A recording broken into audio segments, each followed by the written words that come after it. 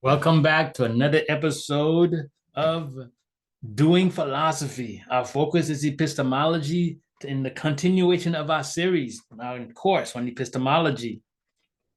Today, our focus is the truth. We focus on theories of truth. Whatever knowledge is a type of truth. So let's look at theories of truth and what I mean by that actually.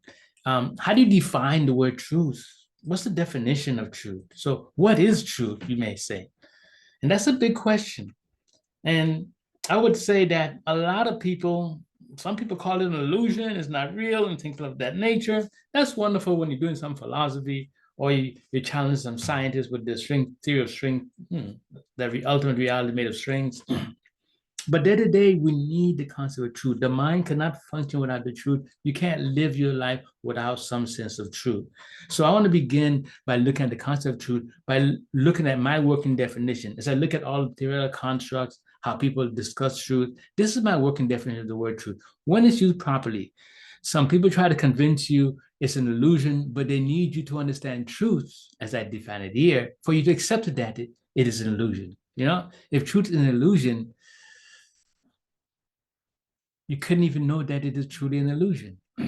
It has to be really an illusion, you see? So this is my working definition of truth. My sense of truth. When I want to put it together, and I'm teaching people the notion of truth. The first thing is I explain to everyone, all right? The word itself is a word. We're stepping outside the box, which is our mind. We say, how do I use that word? Well, how do I use that word? And what is the effective way of using this word of truth?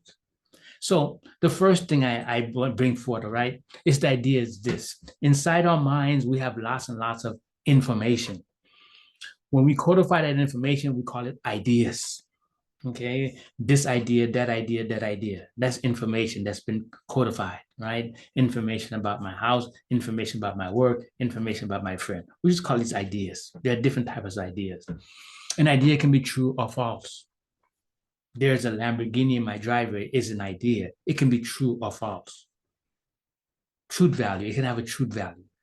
So the thing about all of this is that going back to the idea of information, when you understand the meaning of the words in front of you, that's the understand, that's the mind working, that's the perception.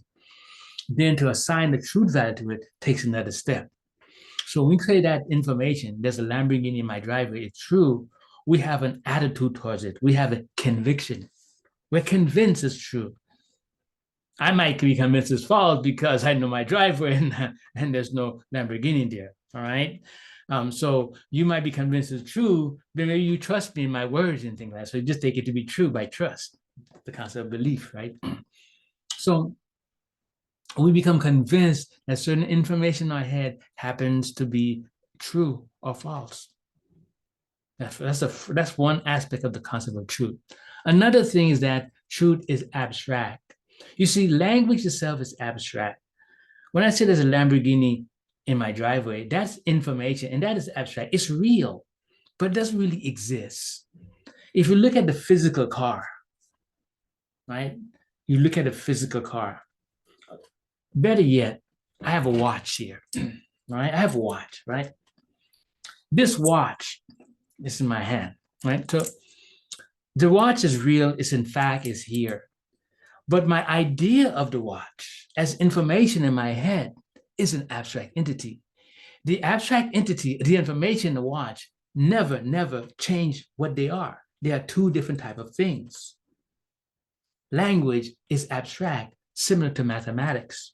But with mathematics, we understand quantification. We easily see how to apply it in any language. Since humans have so many diverse languages, it is difficult for us to see language as abstract as numbers because it's not. We can use different from different language. We call the same thing different names, but we can represent things by names and labels. So it makes it abstract.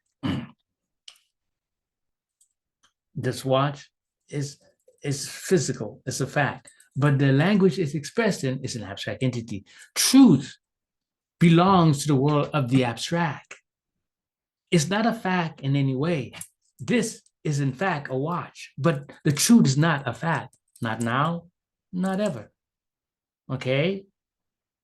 Not ever. Truth remains abstract. It's a second order abstract entity because it evaluates other abstract entities called language. All right. So when we say we found the truth, what are we normally saying when we say that we found the truth? We're really speaking of the last aspect of the concept of truth.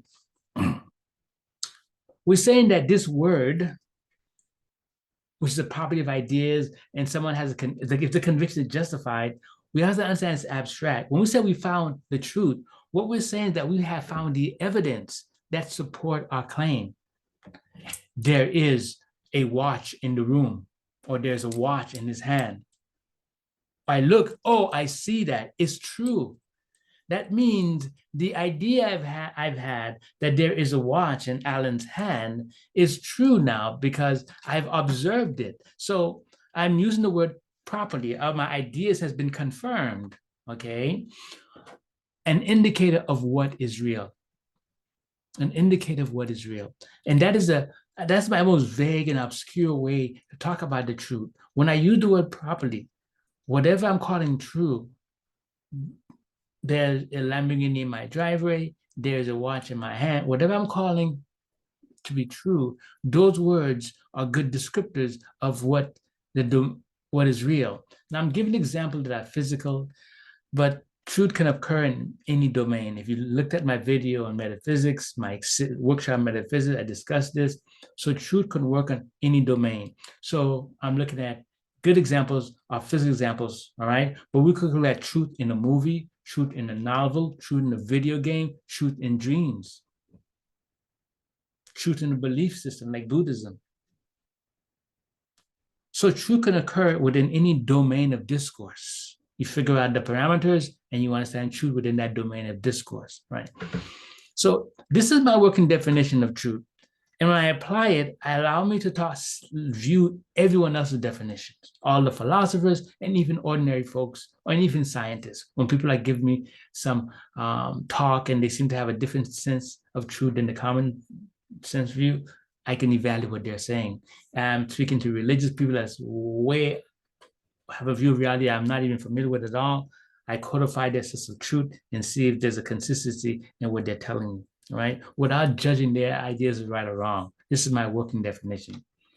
I need you to understand this. Replay this video a couple of times if you need to. And the reason I'm saying is that this should be the background. And then what we're going to do next, we're going to look at the philosopher's attempt to give a general definition of truth.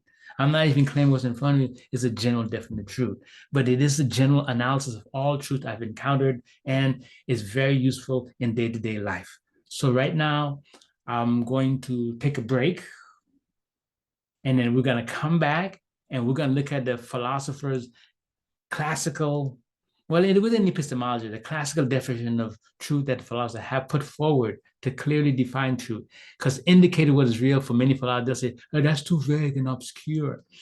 It works for me very well, though, so I'm not going to worry about their general definition, but I know the general definition as well, all right?